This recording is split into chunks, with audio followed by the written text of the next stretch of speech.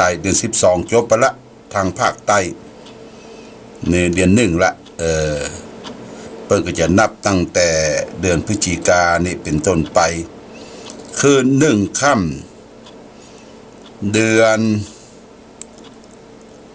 3เดือน3วันที่16วันนี้เป็นวันหวยรัฐบาลเปิ้นออกเนอะญาติโยมก็ต้องดูว่าซื้อไว้สักใบก็ยังดีเนาะใบ2ใบอย่าไปทุ่มตัวเกิน อย่าไปทุ่มตัวเกินกำฟันแน่แต้บ่แปะเลขหมุนจังไม่ละปูนเหลือก้าเตียวก้อมบางคนนี่โอ้มันดึงมานะวกหมดอะซื้อหมดอะแต่ว่ามันบ่ออกญาติโยมกำฟันแต้บ่แปะเลขหมุนจังไม่ละปูนหรือกาเตียวก้อมคนเฮาก็หวังลมแหลกแรงญาติโยมยิ่งเศรษฐกิจบ้านเมืองฝืดเคืองความหวังของผู้คนก็อยากจะถูกหวยรวยเบอร์อยากจะฟุกอยากนั่นแต่ถ้าเฮามีความมุมานะบักบั่นขยันขันแข็งดังที่พระพุทธเจ้าได้ตรัสสอนไว้ว่า1อุทานสัมปทาให้มีความมั่นความขยันเมื่อมันขยันเมื่อเฮาได้ปัจจัยได้เงินและทองแล้วก็มีธรรมะข้อที่2คืออารักขสัมปทารักษาทรัพย์ที่หามาได้ความมั่นนั้นไว้นะเก็บเช็บไว้ทำบัญชีครัวเรือนจะไปกินง่ายใจโอยจะไปกินขว้างโบะขว้างบะเก็บเช็บไว้เงินทองปัจจัยเนี่ยญาติโยมเฮาจะได้เปิ้งปะอาศัยเมื่อเวลาแก่เวลาเฒ่าเวลาเจ็บไข้ได้ป่วยวันนั้นก็ได้ไปเยี่ยม หลวงพ่อตัวหนึ่งป่วยที่โรงพยาบาลป่วยที่โรงพยาบาลก็ไปเยี่ยมไปใจเพราะว่าเรียกว่าเส้นประสาทเส้นประสาททับเส้นก็ทำให้การเดินเหินลำบากเพิ่นก็ปรารภว่าโอ้ท่านพระครูเมื่อรูนเนี่ยเงินทองเก็บไว้เน้อเก็บไว้พ่องเวลามีเงินมีทองพี่น้องหายแซบปดคนจะมาเยี่ยมมาใจก็มีภายวะท่านพระครูได้ปรารภถึงว่าแต่ก่อนไปเทศไปแสดงธรรมก็จ่ายเลี้ยงลูกศิษย์ลูกหาทำบุญสุนทานที่หันที่นี่บ่ได้เก็บเช็บพอได้มากระตัวเนี่ยบ่ได้ไปเทศบ่ได้ไปแสดงธรรมเงินของที่มีอยู่ก็บ่นักหนาเพราะบ่ได้เก็บไว้ญาติโยมตัวเจ้าเฮานี่มักบ่เก็บอันใดก็ดีจกดีใจคนที่มาเฝ้าเนี่ยญาติโยมบางทีลูกศิษย์ลูกหาบ่มีจ้างพยาบาลจ้างหมอเฝ้าวันละคืนละ 1,000 บาทนะ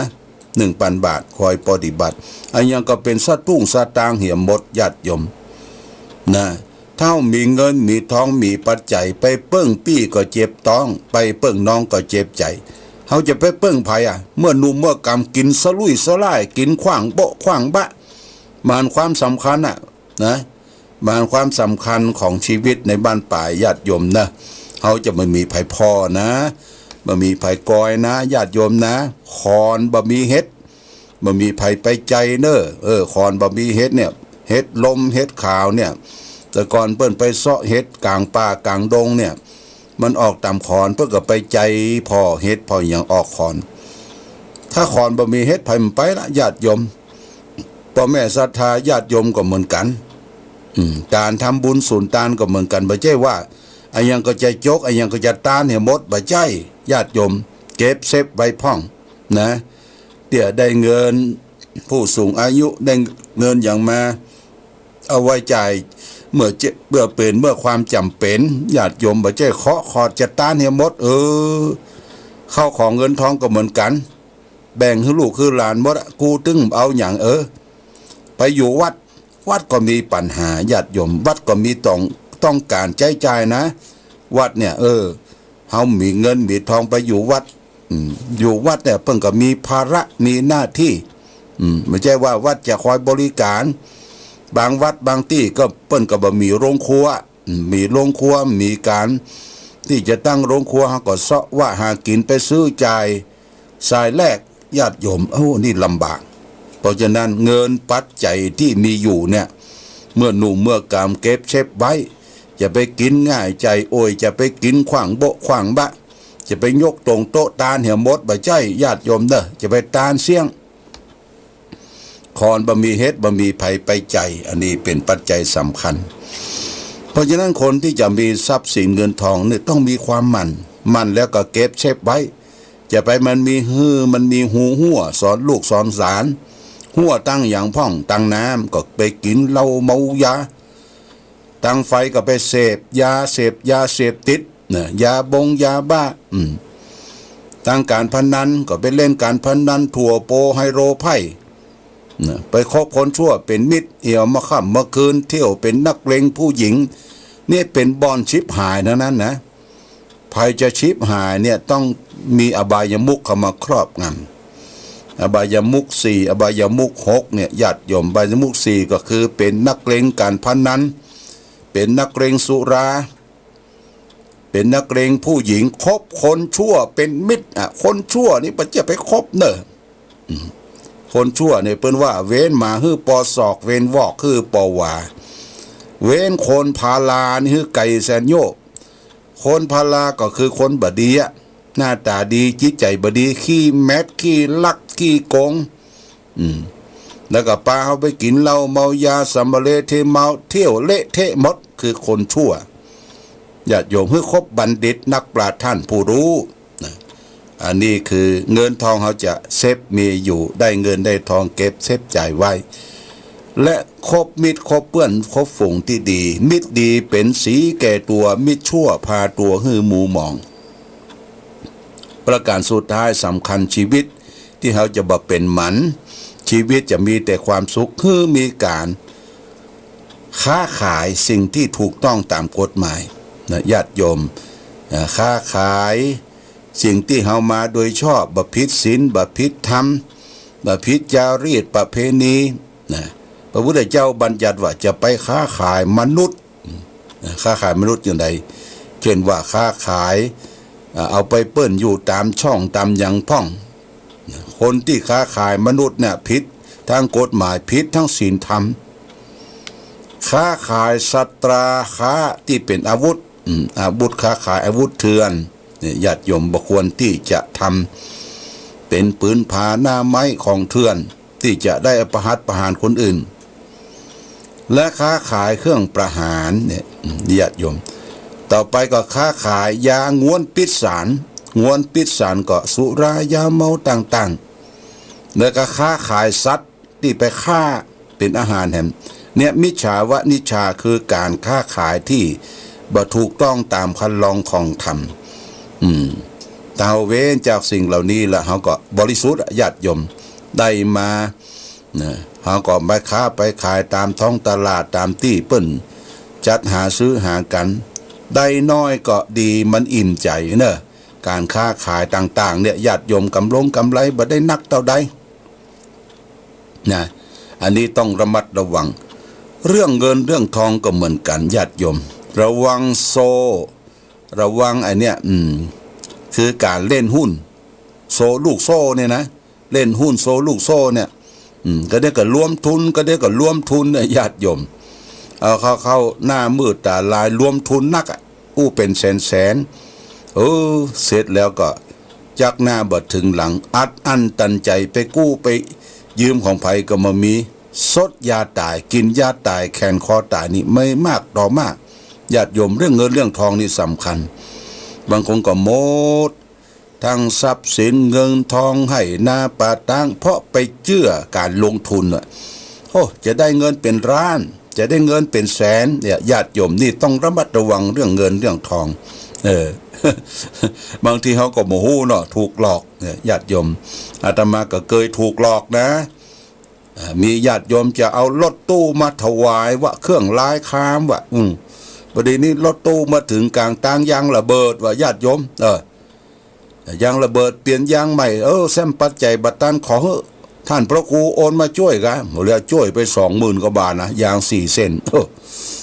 เสร็จแล้วก็รอแล้วรอเล่าแล้วรอแล้วรอเล่าญาติโยมบอกพดมาถึงวัดเป็นว่าเขาถูกหลอกญาติโยมเจ็บแล้วต้องจำคนเขาเจ็บแล้วต้องจำญาติโยมต้องจำถ้าไผ่มาอู้เขาต้องคิดพิจารณากันกรองดูก่อน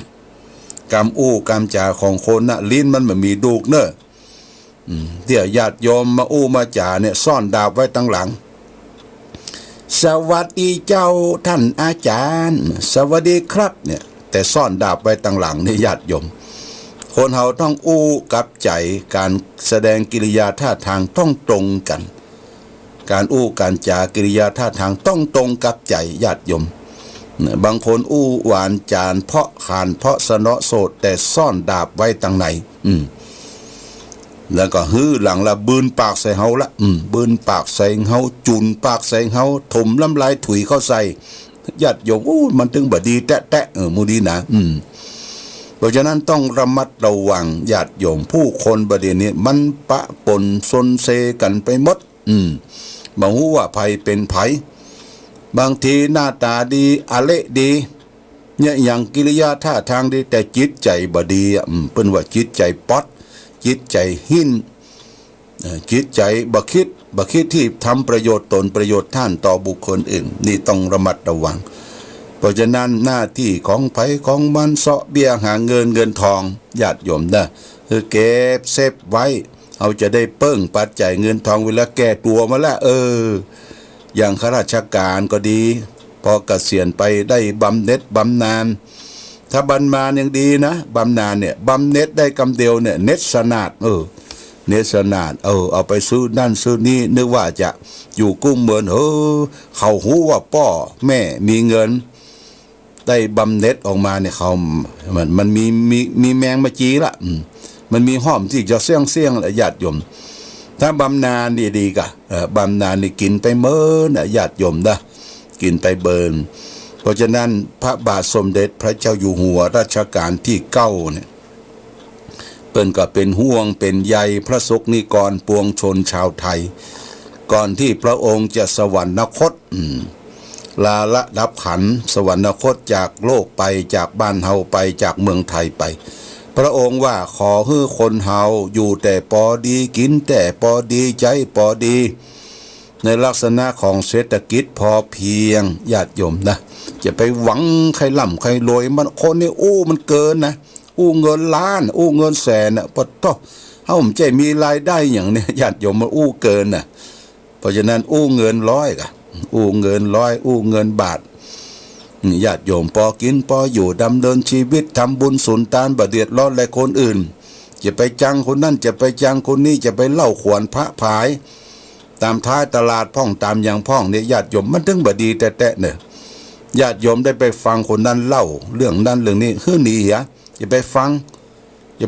ยวมันเป็นเชื้อโรคติดแปดเปื้อนไปญาติโยมนี่ต้องระมัดระวังเรื่องการอยู่ร่วมกันกับสังคมเนี่ยเราจะสร้างสรรค์มีความสุขปลองดองได้จะใดญาติโยมวันนี้มีหมอไพรหรือว่าหมอดำเทวดา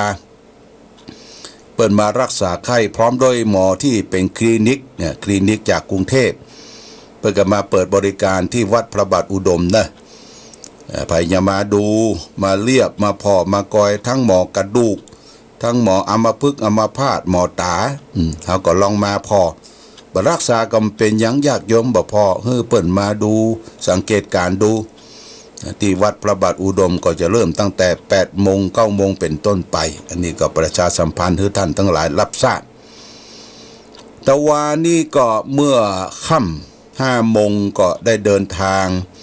ไปเจริญพระพุทธมนต์ถวายอุทิศเป็นพระราชกุศลแด่พระบาทสมเด็จพระเจ้าอยู่หัวรัชกาลที่9พระบรมราชินีนาถ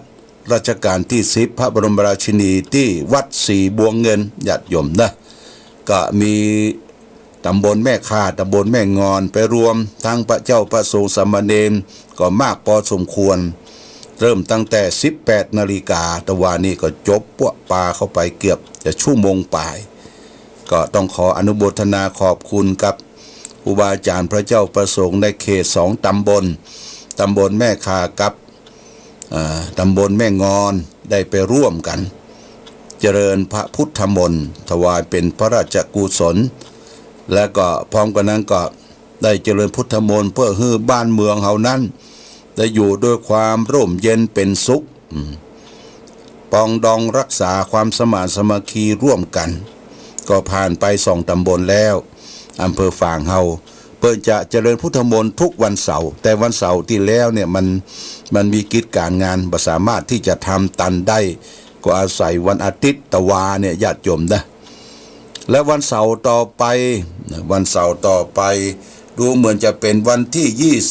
21ที่วัดศรีบุญเรืองสองแคเป็นจุดศูนย์กลางของการไปมาที่ศาลาใหญ่เด้อญาติโยมตำบลที่จะไปหั่นก็ตำบลสันทรายตำบลแม่คะตำบลแม่ศูนย์ทางพระเจ้าประสงค์ฆราวาสญาติโยมนุ่งขาวห่มขาวเวลา5 โมงไปจุมกันเด้อไปจุมกันที่ศาลาการประเรียนหลังใหญ่หลังหลวงที่วัดสันทรายหรือว่าวัดศรีบุญเรืองสันทรายตำบลสันทรายสองแควนะญาติโยมแล้วก็วันที่28บุญนั้น28ก็จะเป็นตำบลม่อนปินโป่งน้ำร้อนม่อนปินโป่งน้ำร้อนณที่วัดคงคานิมิตรวันเจ้าคณะตำบลวัดคงคานิมิตรวัดโครงการศีล5เนอะญาติโยมมีตำบลม่อนปินโป่งน้ำร้อนก็จะเป็นรวมกันที่5และเดือนธันวาในวันที่5เนอะวันที่5วันพ่อแห่งชาติก็จะมารวมกันที่วัดพระบาทอุดมนี่ก็เป็นการเจริญพระพุทธมนต์ถวายเป็นการอุทิศเป็นพระราชกุศลแด่รัชกาลที่9เป็นถวายพระพรแด่รัชกาลที่10พระบรมราชินีและก็สมเด็จพระพันวษาอัยการเจ้าพระบรมราชินีนาถของรัชกาลที่9โดยตลอดถึงพระบรมสารีวงศ์นี่กษัตริย์อยู่ใน